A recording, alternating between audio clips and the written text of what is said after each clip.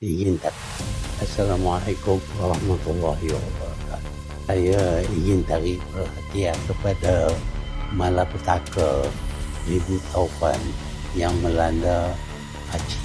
Sebenarnya kita selamat. Di Aceh 1,000 orang mati. Di Malaysia tak ada satu orang pun yang meninggal. Sebabnya ialah kerana Aceh adalah pelindung kepada Malaysia. Segala ribut taufan daripada lautan Hindi dan apabila sampai ke Malaysia sudah tidak jadi ribut yang teruk lagi. Aceh adalah pelindung benteng untuk selamatkan Malaysia. Sekarang mereka menghadapi malapetaka.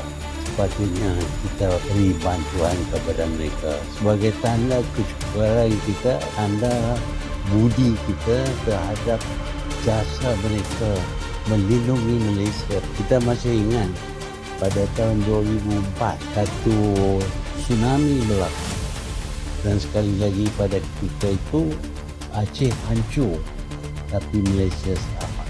Jadi Aceh ini adalah benteng yang menyelamatkan Malaysia. Hari ini mereka hadapi malapetaka. Tak ada rumah untuk duduk, tak ada tempat, tak ada makan. Waktu itu saya berpendapat bahawa Malaysia lah negara yang patut beri bantuan kepada orang-orang Aceh dan Sumatera Utara ini. Satu usaha patut diadakan untuk membantu satu komite yang ditubuh oleh mereka untuk membantu orang Aceh yang menghadapi tekanan itu.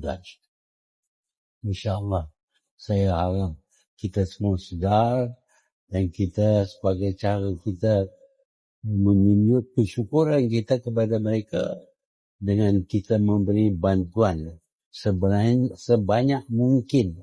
Sekian, terima kasih.